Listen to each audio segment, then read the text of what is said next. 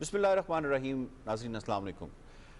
Special transmission मेरा घर मेरी जन्नत में यासिर रहमान और रिजवान रौनक आपको खुशामदीद कहते हैं अपनी टीम के हमरा। नाज़रीन, पिछले कुछ दिनों से काफ़ी चेंजेस देखने में आई हैं।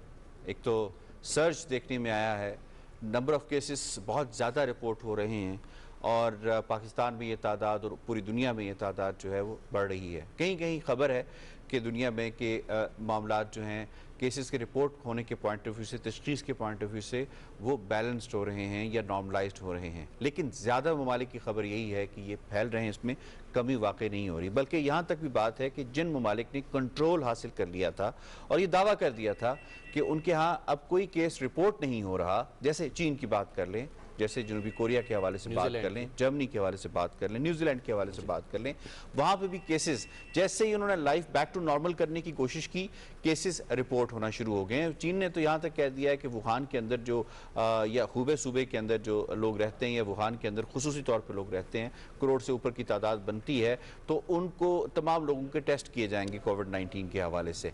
वज़ीर आज़म ने और उनकी टीम के हमरा कल बहुत डिटेल एक प्रेस टॉक हुई और उन्होंने कौम को आगाह किया कि क्या क्या मेजर्स लिए गए हैं, उन मेजर्स पे फीडबैक क्या आ रहा है और फीडबैक के ऊपर जो आंसर्स हैं वो क्या बनते हैं और उसका सॉल्यूशंस क्या हो सकता है। वज़ीर आज़म ने कंपैरिजन भी पेश किया अमेरिका के हवाले से, जिसने 2200 अरब का एक पैकेज दिया है, जापान ने कोई 1200 अरब डॉलर्स का पैकेज दिया है, पाकिस्तान ने 8 अरब डॉलर का पैकेज दिया है।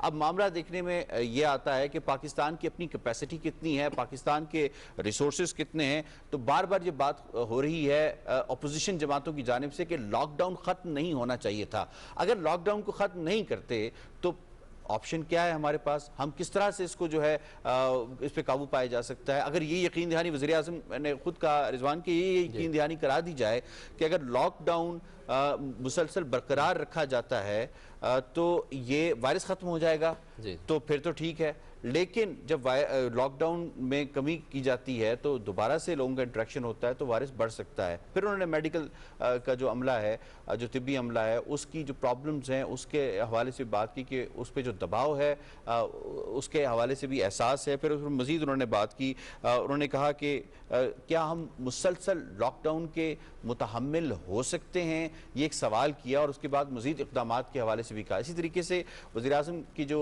काबीना के मेंबर्स हैं, वज़रा हैं, मुशीरान हैं, मुआविन खुसूसी हैं, उन्होंने भी अपने अपनी जो कैपेसिटीज़ हैं या अपनी अपनी जो डोमेन है उस हवाले से आगाह किया कि क्या क्या हो रहा है।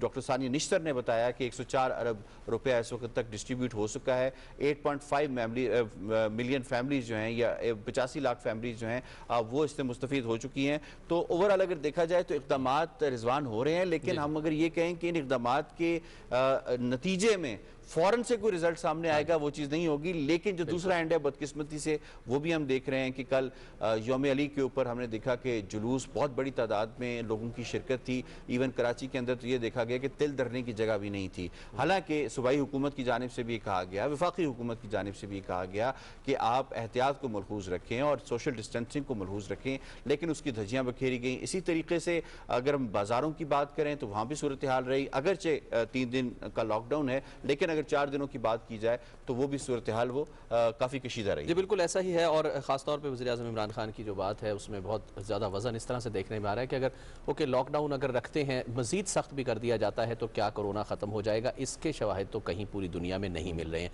जैसे ही आप 6 महीने का लॉकडाउन रखते हैं, आप साल का लॉकडाउन रखते हैं, उसके बावजूद जब आप खोलते हैं तो उसके बावजूद अगर कोई केसेस कोविड-19 के पॉजिटिव निकलना शुरू हो जाते हैं तो फिर किधर जाते हैं। उसके साथ साथ जैसे WHO ने भी कहा और अब तो तकरीबन तमाम के तमाम ममालिक इस हकीकत को तस्लीम करते हुए नज़र आ रहे हैं कि जनाब ये कोरोना इस तरह से इतनी जल्दी ख़त्म होने वाला नहीं है, क्योंकि WHO की तरफ से ये कहा गया है कि इसकी वैक्सीन कोई अभी फ़िलहाल साल 1.5 साल अगले 12-18 महीनों तक भी आने की तवक्को नहीं है। दूसरी तरफ सदर ट्रंप का ये कहना है यासिर के ख़ास तौर पे उन्होंने कहा है कि हमारी कोशिश कर रही है कि इस साल के आखिर तक कोई ना कोई वैक्सीन इसकी बना ली जाए जो मौसर भी हो, जल्द तैयार की जाए और मौसर हो और बहुत बड़ी तादाद में हम दूसरे ममालिक को भी दे सकें। हाँ, इस साल के आखिर तक हम इस मामले को मंतकी अंजाम तक पहुँचाना चाहते हैं। तो hoping for the best, praying for the best के जल्द अज जल्द इसकी कोई वैक्सीन आ जाए।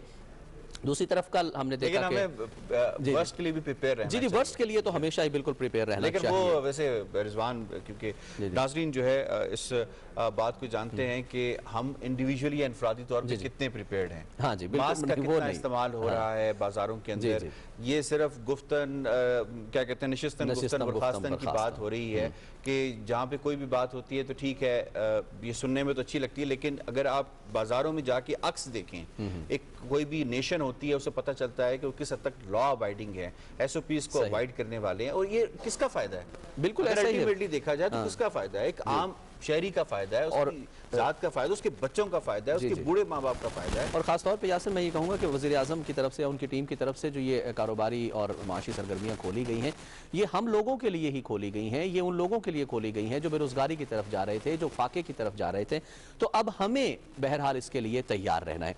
मैं जैसे यासिर बात कर रहा था कि अब कल जो है डॉक्टर मुआविन खसूसी सेहत डॉक्टर ज़फ़र मिर्ज़ा ने प्रेस कॉन्फ्रेंस भी की NCOC में, और कहा यह कि एक जो है वो ऐसी वैक्सीन जो है वो बन रही है, कोई दवाई बन रही है रेमडेसिविर के नाम से। If I am not wrong Yasir, ये एबोला वायरस के लिए भी ये दवाई जो है वो काबिल इस्तेमाल रही है, और इसके मुफीद नताइज भी जो है वो सामने आते रहे हैं।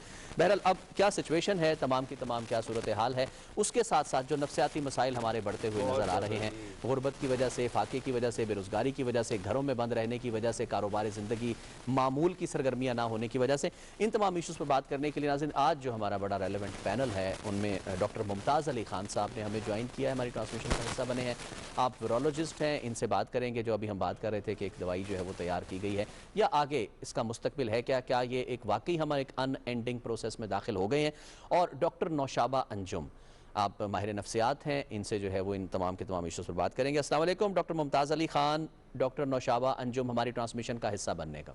वालेकुम सलाम। डॉक्टर नौशाबा, आपको आवाज़ आ रही है? जी जी बिल्कुल जी, बहुत शुक्रिया। डॉक्टर मुमताज़, यासिर आपकी इजाज़त से मैं डॉक्टर मुमताज़ अली खान साहब से ही, डॉक्टर मुमताज़ अली खान साहब आपसे हम चाहेंगे कि जो है वो टू ब्रेक द आइस, कल ये बात सामने आई कि अमेरिकी कंपनी ने वो जो रेमडेसिविर एक दवाई है वो उसको अप्रूव कर दिया है, और ख़ास तौर पे उसको आगे जो है वो उसकी तमाम एक्सपर्टीज़ जो है वो एक्सपोर्ट करने की भी तैयारियां की गई हैं। पाकिस्तानी कंपनी भी जो है वो उसको बना रही है along with other 5 companies, pharmaceutical companies.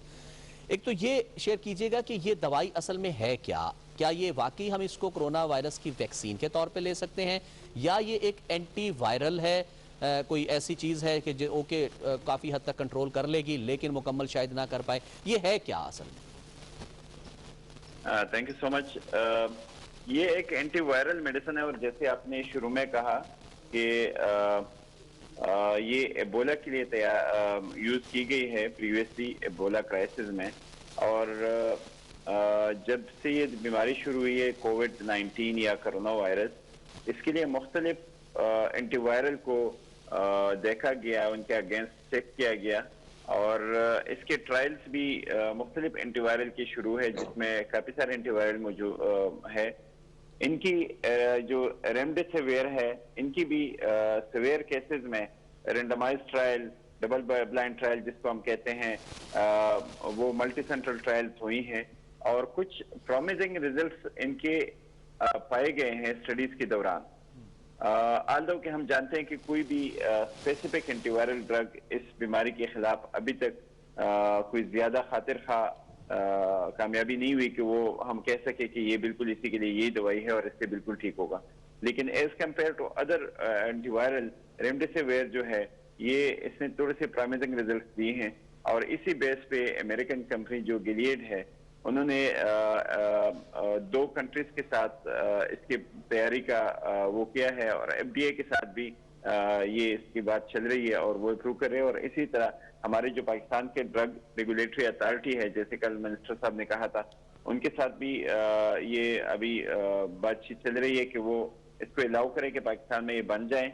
और इंडिया और पाकिस्तान 2 कंट्रीज है जहाँ पे ये दवाई बनेगी, और ये बेसिकली एक न्यूक्लियोसाइड एनालॉग प्रोड्रग इसे कहते हैं, और ये अगर मैं थोड़ा सा साइंटिफिक टर्म्स में कहूँ तो इनहिबिटरी इफेक्ट है इसकी, जो या पैथोजेनिक जो एक्टिविटीज है इस वायरस की, और ये सार्स जो हमारी बीमारी है इसको सार्स को भी 2 भी कहते हैं, और या मिडिल ईस्ट रेस्पिरेटरी सिंड्रोम, उसके खिलाफ भी इनके थोड़े बहुत प्रॉमिसिंग रिजल्ट्स हैं।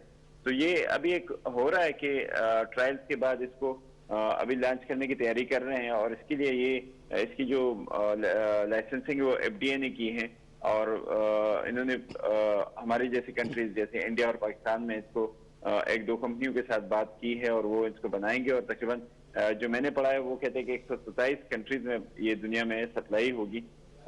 लेकिन स्टिल ये एक डेवलपमेंट तो है, और इस तरह जैसे वैक्सीन बन रही है और वैक्सीन की डेवलपमेंट है, तो ये भी एक डेवलपमेंट अच्छा, है। डॉक्टर साहब, डॉक्टर मुमताज साहब, जरा ये शेयर कीजिएगा कि एबोला वायरस के लिए एक दवाई बनती है, वो कोरोना वायरस कोविड-19 के लिए भी मौसर साबित हो रही है, चलें कुछ हद तक ही सही।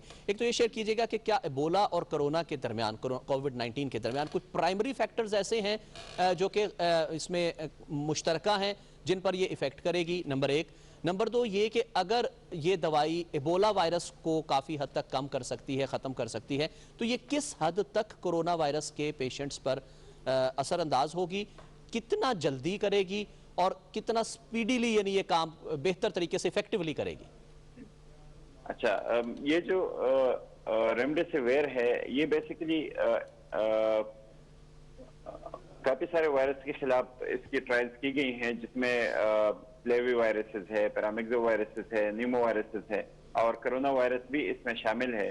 तो ये तकरीबन सिर्फ एबोला के खिलाफ नहीं बल्कि बाकी भी कुछ वायरस के खिलाफ, यानी पूरी वायरस की फैमिली, वायरस की जो फैमिली है उसके खिलाफ है। हाँ, एक कुछ एक्टिविटीज है जो ये कर रही है, और कुछ चीजें इनहिबिट कर रही है उनकी ग्रोथ को, जो एनिमल वायरसेस और ह्यूमन वायरसेस के खिलाफ ये टेस्ट की गई है। और इनमें से SARS-CoV-2 या इसको अगर कोविड-2 के हैं, या ये जो हमारी कोरोना वायरस है, इसके खिलाफ इनके कुछ क्लिनिकल इफेक्ट्स एनिमल स्टडीज में आई हुई हैं। और रही बात दूसरी कि आपने कहा कि इसकी क्या इफेक्ट होगा, तो ये कहा जाता है कि जो बीमारी की और सिम्टम्स की ड्यूरेशन है, जो अभी तक हम 14 दिन कह रहे हैं, तो इसको जो ट्रायल्स के दौरान देखा गया है कोई 10-11 या तकरीबन 9-10 दिन तक इन्होंने लेके आए हैं। कुछ 4-5 दिन इसकी सिविरिटी और इसकी ड्यूरेशन में ये कमी लेके आता है। तो अभी देखते हैं कि टाइम के साथ साथ ये मजीद कितने इसके तजुर्बात होते हैं और कितने इसके फाइंडिंग्स आती हैं। तो कुछ ना कुछ प्रॉमिसिंग रिजल्ट है, 100% नहीं है। जी बिल्कुल ठीक है। डॉक्टर नुशाबा, मैं आपको यहाँ पे इन्वॉल्व करता हूँ।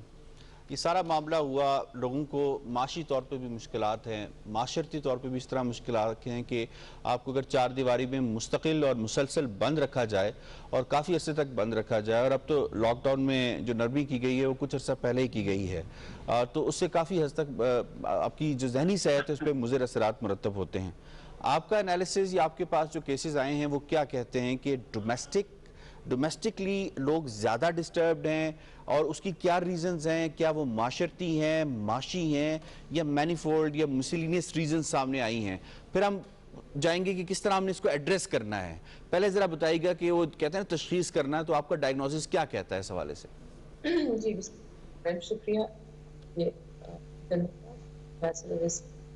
एक्चुअली ये जो सानिया है, ट्रॉमा है, ये इस पूरी दुनिया के लिए मेरे ख्याल में वर्ल्ड वॉर 2 के बाद सबसे बड़ा सानिया है। और दुनिया ने इस तरह का जो सिचुएशन में कभी भी अपने आप को नहीं देखा। इसलिए ये क्योंकि कलेक्टिव ट्रॉमा है, इसका जो एफर्ट है वो भी कलेक्टिव ही रिक्वायर्ड है। एक चीज बहुत जो कि अब बात चल रही है कि साइकोलॉजिकल जो मैल एडजस्टमेंट है, या स्ट्रेस है, या एंजाइटी है, या डिप्रेशन है, डोमेस्टिक वायलेंस है, एग्रेशन है, फ्रस्ट्रेशन है, नींद का ना आना, इसके अलावा सुसाइडल हमने देखा लोगों ने खुदकुशियां कर ली, पूरी दुनिया में केसेस आए, पाकिस्तान में भी हमारे पास केसेस आए। तो मेंटल हेल्थ की अवेयरनेस के ऊपर बहुत ज्यादा बात होनी शुरू हो गई। हम बारहा कह रहे थे कि अगर जो ये घरेलू तशनगियां बहुत ज्यादा तशनगियां बहुत बढ़ रही हैं, या जो केसेस हमारे मुल्क में बहुत ज्यादा आ रहे थे, तो मैं हमेशा कहती थी कि इसका ताल्लुक ज़हनी बीमारी से। अब आप लॉकडाउन की जब बात कर रहे हैं, तो एक चीज है कि जिस वक्त इंसान को कोई आप उसको कोई सपोज कोई पनिशमेंट देते हैं, या उसको कोई बहुत लंबे अरसे के लिए एक रूल को फॉलो करना पड़ता है, सपोज आप, ये पनिशमेंट तो नहीं है, एक रूल है कि आपने सोशल डिस्टेंसिंग रखनी है, आपने अपने आप को घर में लॉकडाउन रखना है, उसके बाद उसको रिवॉर्ड चाहिए।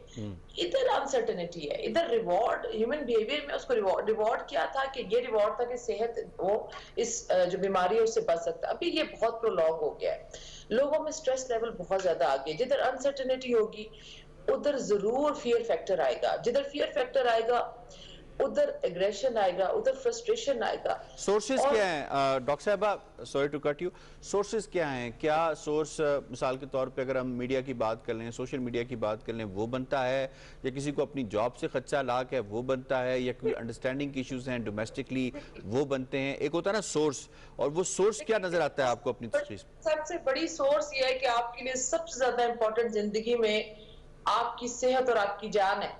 आपका स्टीयरिंग, आपका कंट्रोल ही आपके हाथ से निकल गया है, आपको ये पता भी नहीं है कि आप किस वक्त किस तरह तरीके से, एक डर आ गया ना, एक रिलैक्स थी दुनिया, वो सबसे पहली तो सब चीज है वो डर जो अपनी जान के लिए है।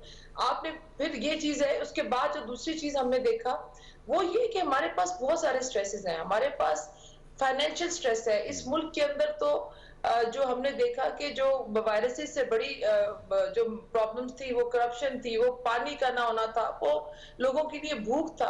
तो हमारे लिए सिर्फ एक जंग नहीं थी, बहुत ज्यादा महाजों के ऊपर अपनी कैपेसिटी के अंदर रहते हुए मेरे ख्याल में बहुत ज्यादा, स्पेशली हमारा कुछ तबका जो डे टू डे अपने फाइनेंस को कोप अप कर रहे थे, उनके लिए बहुत ज्यादा मुश्किल हो रहा था। रिजवान की इजाजत से अब ये पूरा मामला तो समझ आ गया कि ये बेसिकली एक मसला है। अक़वाम मुत्तहिदा ने भी कह दिया है कि जिस्मानी से ज़्यादा जो जहनी बीमारियां हैं ममालिक को उन पे भी तवज्जो देनी चाहिए और अपने बजट्स में खतीर रकम उस हवाले से मुख्तस करनी चाहिए। अब स्टेक होल्डर्स पे आते हैं डॉक्टर साहब, अब स्टेक होल्डर्स पे आते हैं। कौन कौन सा स्टेक होल्डर क्या किरदार अभी अदा कर सकता है इसकी कमी, इसको कमी लाने में? क्योंकि देखें ये तो अब सामने है बात कि WHO ने कह दिया कि इंडेफिनेट पीरियड के लिए है, अगरचे अमेरिका दावा कर रहा है, अभी कोई बात हतमी तौर पे सामने नहीं आई। इस सारे तनाजुर में देखते हुए जो तमाम स्टेक होल्डर्स हैं कैसे उन्हें किरदार अदा करना होगा ताकि ये जहनी बीमारियां कम हो सकें जिनमें डॉक्टर्स भी शामिल हैं? देखिए एक चीज तो ये थी कि जैसे मैं पहले जो आपका पिछला सवाल था उसको जरा थोड़ा सा कंप्लीट कर लूं कि आपका जो हमारे यहाँ एक इंफॉर्मेशन का जिसका कोई रूल मतलब कोई चेक या आप कहते हैं जो सोर्स ऑफ इंफॉर्मेशन है, एक तो जरूर उसको फॉलो करें कि आप चाहे नेशनल है, लोकल है, डिजिटल है, इलेक्ट्रिक है, इंटरनेशनल मीडिया, आपने खुद चूज करना है कि कितनी इंफॉर्मेशन आप ले रहे हैं और कहां से ले रहे हैं। एक चीज की ये प्रॉब्लम होगी जो स्टेक होल्डर्स का किरदार है, बिल्कुल जिन लोगों ने वोट लिए हैं, जिन लोगों ने अपने वो लोग जो कि मुखय्यर हजरात हैं, जिन्होंने आवाम से मेरे ख्याल में वादे किए, ये वक्त उनका रोल प्ले करने का है। मगर फिर मैं आपसे कहूंगी कि यहाँ पर अप्रोच हमारी कलेक्टिव होनी चाहिए। हम एज ए कॉम सॉलिडेरिटी, हम सोशल आइसोलेशन कर सकते हैं, सोशल बाइकआउट कर सकते हैं, लेकिन हम सोशल जो है वो आइसोलेशन कर सकते हैं, लेकिन सोशल बाइकआउट नहीं कर सकते। हमें कनेक्टिव रहना जरूरी है लोगों के साथ। लोगों में आइसोलेशन के अंदर वो डिप्रेशन को उनको ये पता होना चाहिए कि हम सब इकट्ठे हैं और एज ए कॉम निकल आएंगे। अब उसमें स्टेक होल्डर का किरदार ये है कि उनके पास अगर जो मुखय्यर हजरात है वो अपने इलाके के अंदर लोगों को स्पेशली जो है वो जो बेसिक नेसेसिटी है उनकी, ताकि वो अगर घर के अंदर है, भूख इंसान बाहर निकलेगा जब उसको पता चलेगा उसके बच्चे 2 दिन से भूखे हैं, तो वो शख्स जरूर बाहर निकल कर आएगा और वो अपने लिए कोशिश करेगा अपने को। तो उस वक्त उनका रोल यही है। हुकूमत में हमने देखा, जैसे भी आपने बात की कि अमेरिका ने 2200, हमारी हुकूमत पे अगर 8 अरब रुपया तकसीम की है, 8 अरब डॉलर, जी जी 1.2 ट्रिलियन बनता है 8 अरब डॉलर। जी जी बिल्कुल। और ये बहुत बड़ी मेरे ख्याल में अपने कैपेसिटी में हम एक ऑलरेडी इकोनॉमिकल ट्रांसफॉर्मेशन। आप एक फैक्टर को एड्रेस कर रही हैं जो कि माशी मुश्किलात का फैक्टर है, डिफरेंट अदर फैक्टर्स भी हैं। यानी जिन लोगों ने सुसाइड किया, अगर आप उनके केसेस को स्टडी करें तो वो सिर्फ माशी मुश्किलात की वजह से उन्होंने नहीं किया, बल्कि इसके साथ साथ और मसाइल भी हैं, जैसे खदशात हैं, जैसे और मसाइल। देखिए एक चीज है, जैसे एक और, सॉरी टू कट यू, मैं आपको एग्जांपल देता हूं। लाहौर में एक शख्स ने खुदकुशी की जिसको खांसी का मसला था, ये दमे की बीमारी थी, तो उसको स्टिग्मेटाइज कर दिया गया था कि इसे कोरोना पॉजिटिव है ये शख्स, और वो ज़हनी हालत, वो इतना डिप्रेस हुआ, इतना टेंस हुआ कि उसने खुदकुशी कर ली। अब ये मसाइल भी हैं, अब उसमें माशी मुश्किल या माशी मसला बज़ाहिर नहीं है, सामने नजर आ रहा। एक चीज देखें, हमारे जो देखने वाले हैं, एक चीज आपको बताऊं, जैसे लाहौर की आपने बात की, लाहौर में वो जो 26 साल का एक नौजवान था जिसको डायग्नोज हो गया था पॉजिटिव कोरोना, लेकिन पूरे उसके मोहल्ला में, इवन उसके घर में, और वो इतना डर था उसके दिल के दिमाग में कि वो जो स्टिग्मा था या वो जो सोसाइटी का जो फीडबैक था उसके लिए, या जो सोसाइटी रिस्पॉन्स कर, सोशल सपोर्ट के बगैर आप नहीं निकल सकते। जिस वक्त उसको एम्बुलेंस लेने के लिए आई और वो हमने सुना कि वो छुप गया और उसके बाद वो खुदकुशी पर मजबूर हो गया क्योंकि उसका सेल्फ एस्टीम हर्ट हो गया था। जिस वक्त कोरोना जिन लोगों को, खासकर आप ये देखिए कि इसमें इन्वॉल्व एक इंसान नहीं होता, वो पूरी मोहल्ला, वो पूरा घर इन्वॉल्व हो जाता है। सेल्फ एस्टीम आपकी हर्ट हो गई, वर्थलेस फील करते हैं, हेल्पलेस फील करते हैं, आपके होपलेस फील करते हैं। और उसके अंदर खासकर मैं आपको बताऊं कि कौन लोग करते हैं। आप सपोज हम में से कुछ लोग जो सुइसाइडल टेंडेंसी के अंदर, सब लोग क्यों नहीं आते, सब लोगों में डोमेस्टिक वायलेंस हमने देखा घरों में बहुत ज्यादा बढ़ गया है। ब्रेकअप्स इतने ज्यादा होने शुरू हो गए, बच्चों के बिहेवियरल इश्यूज पे इतनी ज्यादा बात हो रही है क्योंकि कुछ लोगों में, ये चीज मुझे प्लीज कंप्लीट करने दीजिए, कुछ लोगों के अंदर जो है, ये याद रखें कि ऑलरेडी कैपेसिटी एब्जॉर्ब करने की कम होती है। जो इससे पहले कोई पीटीएसडी के केसेस थे, जो जिसको हम पोस्ट ट्रॉमेटिक स्ट्रेस डिसऑर्डर कहते हैं, ये ओसीडी के केसेस थे, वो रिलैप्स कर गए हैं। जो लोग ड्रग्स ले रहे थे, मैं आपके तवसत से प्रोग्राम के ये जरूर बताऊंगी कि हमारे पास ड्रग्स के केसेस रिलैप्स कर गए क्योंकि फियर को, उस डर को फेस करना या उस डर को कन्फ्रंट करना सबके लिए पॉसिबल नहीं है। और स्केप रूट, इजी रूट यही है कि आप वापस अपने जो लोग डॉक्टर साहब, बिल्कुल, डॉक्टर मुमताज अली खान साहब हमारे साथ मौजूद हैं। बस एक मुख्तसर सा उनकी तरफ भी जाना है, एक मुख्तसर सा मैं आपसे ये चाह रहा था कि इस पर जरा अपना जरूर फीडबैक दीजिएगा। एहतियात जो है कुछ बिल्कुल ज़रूर करनी चाहिए, इसमें कोई शक नहीं है। एक मतलब एक आम जहनी जो ताकत रखने वाला इंसान है, सलाहियत रखने वाला इंसान है, वो डेफिनेटली एहतियात करता है। एहतियात किस हद तक होनी चाहिए? ये कोरोना वायरस के हवाले से जो कहा जाता है जी, चीज़ों को, सरफेस को टच ना किया जाए, ये ना किया जाए। जो लोग मतलब एक्स्ट्रा कॉशियस होते हैं, अंडर कॉशियस होना तो बिल्कुल गलत है ही है, मैं आपको बिल्कुल, इसमें तो केयरलेसनेस आ जाती है।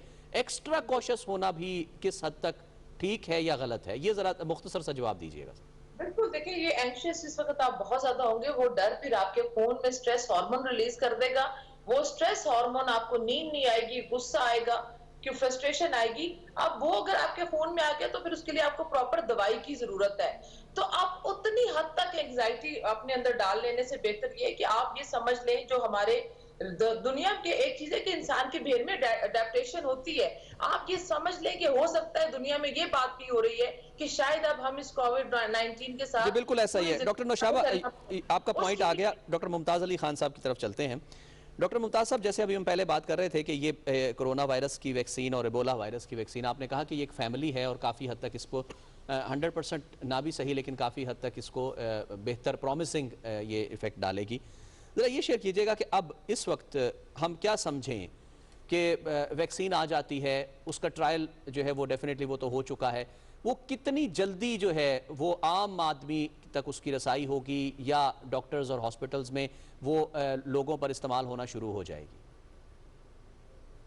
वैक्सीन के बारे में जहां तक जनरल ख्याल किया जाता है वो ये है कि नॉर्मल हालात में भी 2 साल से 3 साल तो लगते ही हैं, लेकिन इस बीमारी के हवाले से पूरी ग्लोबल कम्युनिटी का ये ख्याल है कि इसकी जो कुछ स्टेप्स हैं उनको स्किप करके इनको फिर भी अगर बहुत कम ही टाइम लगे तो 1 साल से कम तो कोई नहीं है।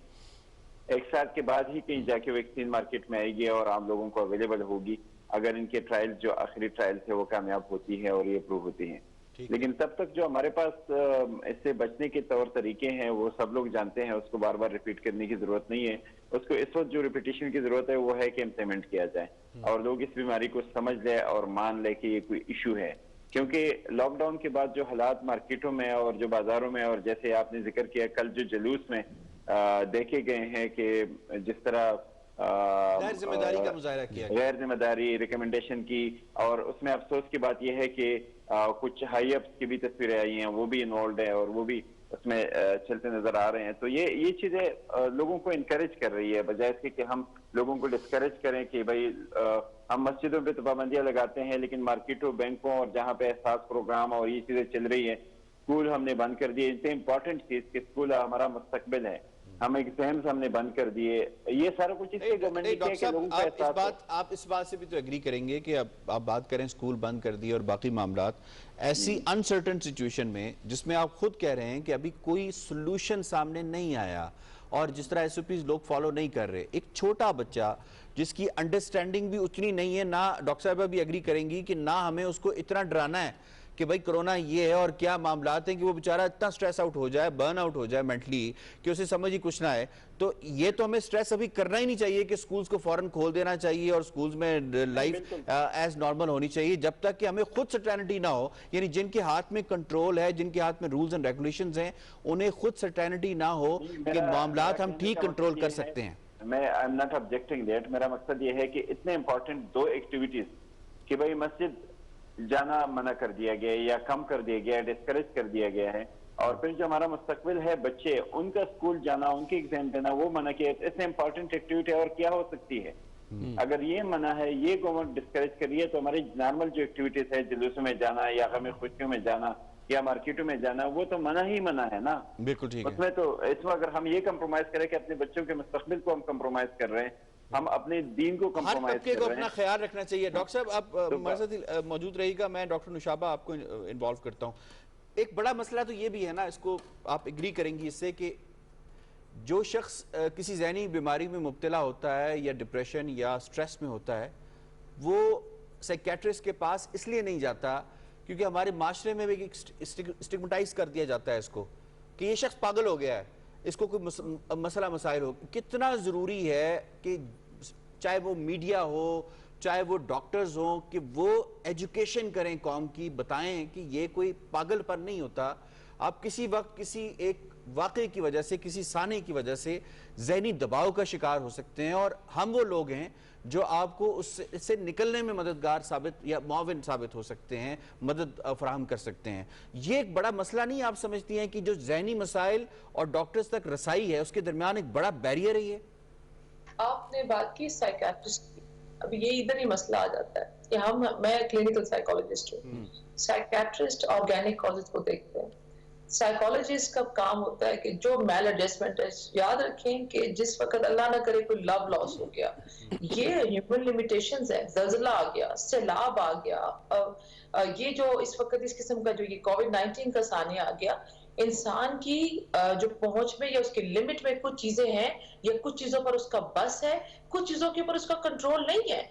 जिस वक्त वो कंट्रोल उसके हाथ से निकलता है, उसके अंदर उसको ये स्ट्रेसफुल होना एक फितरी अमल है। ये बात, वो स्ट्रेस, अब समझ आ गया कि वो स्ट्रेस या वो ट्रॉमा, एक शॉक आपकी बॉडी के अंदर एक स्ट्रेस हार्मोन रिलीज कर देता है, और वो कॉर्टिसोल जिसको हम कहते हैं, वो उसी तरह काम करता है जैसे टाइफाइड की दवाई आपको चाहिए, जैसे मलेरिया के मच्छर काटने के अंदर अगर जब वो खून में आपके शामिल हो जाता है तो आपके वो पल्पिटेशन हाई कर देगा, दिल की धड़कन तेज हो जाएगी, फियर फील होगा, स्टमक क्रैम्प्स आएंगे, सबसे बड़ी बात नींद नहीं आएगी, चिड़चिड़ापन महसूस होगा, इमोशनल इम्बैलेंस होगा।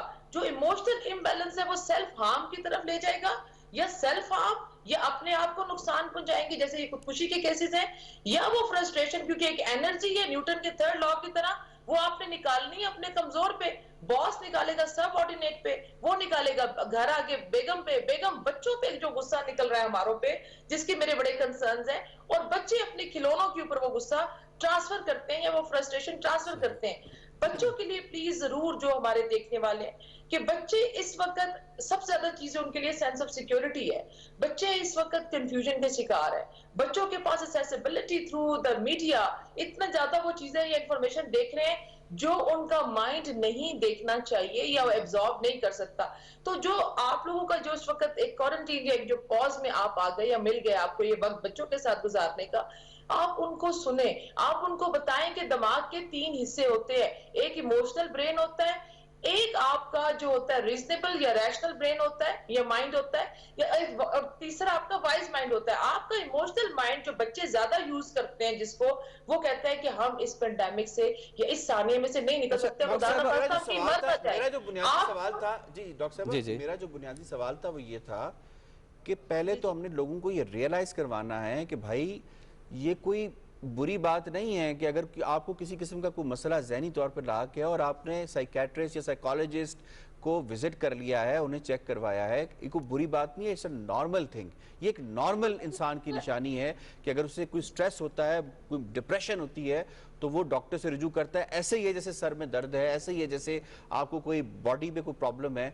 तो इसको मैं कह रहा हूँ कि कितना जरूरी है रियलाइज करवाना लोगों को, क्योंकि अक्सर लोग तो इस वजह से नहीं रियलाइज जाते। अब हो गया। हमने अपने मुल्क में, मैं बारहा शोर डाल रही थी कि प्लीज इसको प्राइमरी वैल्यू दें, ये इसको छोड़ के हेड ग्लैंड आपका पूरा एंडोक्राइन सिस्टम देख रहा है। उसका हमें बड़े अच्छे रिस्पॉन्स, अभी मैं अगर आपको बताऊं, यासिर और रिजवान, बहुत अच्छे आ रहे हैं। हुकूमती सतह पे आपने टेली मेडिकल सेंटर्स का कयाम, जिसके ऊपर बात हुई, जिसके अंदर टेली मेडिकल सेंटर्स में अभी साइकोलॉजिस्ट का ग्रुप भी मौजूद है, जो कि लोगों को professional help through Skype, through internet, जो कि हम भी, जिसके अंदर मैं भी अवेलेबल हूँ, ऑनलाइन सेशंस पूरी दुनिया में हमने देखा कि वो अभी बातचीत चल रही है और लोग हमसे बात कर रहे हैं। लोगों को ये, मैं जो अभी आपसे पहले बात कर रही थी कि अभी उनको रियलाइज हो रहा है कि हमारे जो मूड या बिहेवियरल चेंज आ रहे हैं या चिड़चिड़ापन, आप देखिए दूध के ऊपर लड़ाई हो जाएगी, जी जी बिल्कुल। अच्छा डॉक्टर साहब, डॉक्टर साहब, हम इख्तिताम की तरफ बढ़ रहे हैं। मैं आपसे the other side of the picture, बहुत नेगेटिव बातें हो गई, स्ट्रेस है, एंजाइटी है, सब कुछ है। ये जो कोविड-19 है, इसके कुछ पॉजिटिव पहलू भी हमारे मतलब नफ्सियाती जो दुनिया है उसके लिए आए हैं। मैं चाहता हूं कि हम इख्तिताम की तरफ चूंकि बढ़ रहे हैं इस जंग के, ज़रूर शेयर कीजिएगा कि अब समाजी रवैयों में बेहतर तब्दीली क्या आई है, कौन से ऐसे रवैये हैं जो हमें हम इंशाल्लाह if we come out of that like this pandemic, इसके बावजूद भी हमें वो जारी रखने चाहिए। हमारा कॉन्फिडेंस लेवल बढ़ गया। इस सानिया ने ये चीज साबित कर दी है। एक तो ये बताऊं आपको कि जो एक स्कैन हुआ जब दिमाग का, तो ब्रेन की फिजियोलॉजी ही बदल रही है, माइंडसेट लोगों के चेंज हो गए। हमें ये कॉन्फिडेंस आ गया कि कोई कितनी भी सुप्रीम या सुपर पावर है, वो हमसे ज्यादा, वो भी उस सानिया के अंदर उन्होंने फेल हो गए। वो कॉन्फिडेंस हम लोगों में जरूर आया, एक माइंडसेट चेंज हो गया। जो एक ब्रांड का जो ब्रांड कॉन्शियस लोग थे, मटेरियलाइज सोसाइटी, हमने देखा कि उनकी जो अप्रोच थी वो थोड़ी सी मटेरियल की तरफ पॉज के, उन्होंने उनको अपने घर या अपनी फैमिली की तरफ वापस जाने की तरफ जो है, हमने देखा कि उन्होंने बेहतर समझा। और बहुत ज्यादा पॉजिटिव हमने देखा कि कुछ जो रवैये थे, जिनको आप एथिक्स कहते हैं, उसमें पॉजिटिविटी। अच्छा डॉक्टर साहब, अब बहुत ही टू द पॉइंट रहेगा क्योंकि टाइम जैसे रिजवान ने कहा कम है। अब हमने करना क्या है, खास तौर पे जिस तरह आपने बच्चों का तस्करा किया है, और अपने आप को इस स्ट्रेस से दूर रखने के लिए क्या क्या वो इक़दामात, बुनियादी इक़दामात हैं जो एक आम शहरी मर्द हो या औरत वो कर सकता है और उसे करने चाहिए ताकि इससे दूर रहे? पहली बात तो जैसे एहतियात, आप सबने, जैसे इन्होंने डॉक्टर साहब ने भी कहा कि एहतियात सबको पता है कि क्या क्या करनी है। मैं दूसरी तरफ कहूंगी, जो अगर मेंटल हेल्थ की तरफ अगर बात करूंगी, कि अगर वह आप फिजिकल एक्टिविटी, देखिए ये बहुत ज्यादा जरूरी है। डीप ब्रीथ करें, घर के अंदर है तो योगा करें, एक्सरसाइज इंडोर आप कर सकते हैं अपनी सेफ एनवायरनमेंट के अंदर। अभी तो पार्क्स खुले, ज्यादा रश ना करें, अगर करें तो डिस्टेंसिंग के साथ करें। डाइट का बहुत ज्यादा ख्याल करें, बहुत ज्यादा मुरगन ग़िज़ाएं, क्योंकि एक्टिविटी इतनी ज्यादा नहीं है।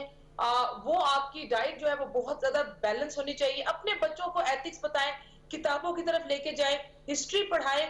बहुत अच्छा ड्रामा पीटीवी पे चल रहा है अर्तुगरुल गाजी, जरूर उनको ये बताएं कि जो हीरोज का जो कॉन्सेप्ट था, अपने बच्चों को दें कि बहादुर कौन होता है, जिसके ऊपर जब मेरे रब की तरफ से जिंदगी, मौत, इज्जत, जिल्लत, रिस्क और बीमारी जब मेरे रब की तरफ से आ गई, तो उसके अंदर जो बहादुर कौमें होती हैं, जिनका तवक्कल मजबूत होता है, वो उसमें से कैसे निकल सकती हैं। और हमारे पास जो हमारा मजहब सबसे ज्यादा, जो इस्लाम एक मॉडर्न रिलीजन है, जो कि बहादुरी और मोमिन डरता नहीं है। जब मेरे रब की तरफ से तकलीफ आ गई, अगर आपने पर्चा पूरा दिया हुआ है, तो मेरे ख्याल में आपको जो जी बिल्कुल। डॉक्टर नौशाबा, आपका पॉइंट आ गया। डॉक्टर मुमताज अली खान साहब, ज़रा बताइएगा कि बहुत सारी आवाज़ें हैं, बहुत सारी बातें हैं जो लोगों के जहनों को भी कंफ्यूज कर रही हैं about the vaccine, about the trial, about this corona कोविड-19 का जो ये चल रहा है इस वक्त पेंडेमिक। क्या हम वाकई कोई ऐसे अनएंडिंग उसमें दाखिल हो गए हैं, एक ऐसी सुरंग में दाखिल हो गए हैं जिसका कोई दूसरा किनारा अभी फ़िलहाल हमें नज़र नहीं आ रहा है? हमें लाइफस्टाइल इसी तरह अपनाना है, जो कि बहुत ज़्यादा मुश्किल भी लग रहा है, ख़ास तौर पे मशरक़ी मुआशरों में जो कि इतने मतलब रिवायत पसंद मुआशरे हैं। तो क्या एट द डे एंड हम क्या समझें? आपकी चूँकि वॉइस ऑथेंटिक होगी तो ज़रा शेयर कीजिएगा। अगर इस बीमारी की स्प्रेड को और दुनिया पे असरात को देखा जाए तो ये बात तो तय है कि अगले साल 1.5 साल तक ये चलती रहेगी, बल्कि ज्यादा WHO तो ईवन 5 साल तक बात कर रही है। अच्छा। लेकिन ये है कि इसी असरात के साथ नहीं चलेगी, क्योंकि टाइम जितने भी वबाई अमराज हैं उनका एक पीक टाइम होता है और फिर साथ साथ उनमें लोगों में हार्ड इम्यूनिटी एक लफ्ज मेडिकल टर्म में है कि वो डेवलप की जाती है और लोगों में इम्यूनिटी आ जाती है, पर इसकी सिविरिटी कम हो जाती है। आल्दो की बीमारी फिर चलती रहती है। जैसे अगर मैं एग्जांपल दूं, मर्स हुई मिडिल ईस्ट रेस्पिरेटरी सिंड्रोम, ये 2012 में सऊदी अरब और गल्फ कंट्रीज में शुरू हुआ था। शुरू साल में इनकी बहुत ज्यादा मोर्टेलिटी थी, मार्बिडिटी थी, लेकिन बाद में कम होती गई और अभी तक उसके केसेस गल्फ कंट्रीज से रिपोर्ट होते रहते हैं, स्पेशली सऊदी अरब से। तो ये भी, इसके साथ भी हमने रहना है, we have to live with. और इसलिए गवर्नमेंट भी और दुनिया भी कह रही है कि हमने अपने रवैयों में, अपने जो एटीट्यूड और लाइफस्टाइल में चेंजेस लानी होगी इसके साथ रहने के लिए। और ज़ाहिर है ये प्रिवेंटिव मेजर ये इसलिए है, और फिर थोड़ा बहुत जो लॉकडाउन रिलीज हुआ है ये सब कुछ, क्योंकि कब तक हम लॉकडाउन रखेंगे और कब तक लोगों को बंद रखेंगे। अगर लोग थोड़े बहुत एक्सपोज होते हैं और इसमें इम्यूनिटी डेवलप हो जाती है और एक्सपोज होते रहे इसमें, क्योंकि इस वक्त माशरे में मौजूद है, हमारे कम्युनिटी में हर जगह पे ये अवेलेबल है, तो हर बंदा किसी न किसी तरीके से किसी न किसी वक्तों में एक्सपोज होता रहा है या होता रहेगा। तो इसमें जो थोड़ी बहुत इस वक्त ख्याल किया जाता है, अभी कोई ठोस एविडेंस तो नहीं है, सबूत नहीं है कि इसकी इम्यूनिटी डेवलप होती है और आइंदा के लिए बंदा इससे बचा जा सकता है डेटा की बेस पे आप कह सकते हैं और पास्ट की बेस पे। ठीक है, डॉक्टर मुमताज अली खान साहब और डॉक्टर दुशाबा अंजुम साहिबा, आप दोनों मेहमानों का बहुत शुक्रिया, आपने वक्त दिया और बहुत ही डिटेल बात हुई और बड़ी इफ़ेक्टिव बातचीत हुई इस हवाले से। जो ज़हनी मसाइल हैं जी रिजवान, वो भी साथ साथ हमें उनको भी डिस्कस करना चाहिए और मीडिया में उसको इस तरह से डिस्कस करना चाहिए कि इसे हमने कोई हवा बना के पेश नहीं करना, बल्कि ये ऐसे ही है जैसे एक नॉर्मल बीमारी इंसान को होती है, ऐसे ही है जैसे एक नॉर्मल है, तो आप उसको उस तरह से अपना के आप काउंसलिंग ले सकते हैं। और हमारे मज़हब में अगर बात की जाए इस्लाम के अंदर, तो जो 5 वक्त की नमाज है, वो जो शख्स जो भी अदा करता है वो इट्सेल्फ एक मेडिटेशन का इतना ज़बरदस्त ज़रिया है। कुरान के अंदर जो तालीमात है वो इतना ज़बरदस्त ज़रिया है, जो ख़ास तौर पे जो खदशात है ना, जो फियर है, जो फियर फैक्टर है एक मुसलमान के लिए, तो वो तो हो नहीं सकता किसी दौर में भी वो, क्योंकि उसकी तो पहली भी उम्मीद है और आखिरी भी उम्मीद है, वो सिर्फ और सिर्फ अल्लाह पे उम्मीद है, अल्लाह से उम्मीद है और अल्लाह से ही उम्मीद रखनी चाहिए कि इंशाअल्लाह इस शर में से भी खैर निकलेगी। जी बिल्कुल, इस शर से भी खैर निकलेगी और ज़रूर निकलेगी। नाज़रीन, ये इस चंक जो है वो इस वक्त अपने अख्ताम को पहुँच रहा है। ब्रेक लेंगे, हेडलाइंस आपसे शेयर करेंगे, उसके बाद दोबारा जो है वो इसी ट्रांसमिशन के सिलसिले को आगे रखेंगे। लेकिन कोविड-19 के मुख्तलिफ पहलुओं को हमारी कोशिश होती है कि हम टच करते रहें, जो उसके असरात हैं कोविड-19 इटसेल्फ और उसके असरात जो मुख्तलिफ पहलुओं पर हमारी पूरी ज़िंदगी पर पड़ रहे हैं, उसका जो है अता करें कि आप हमारे साथ ही रहिए।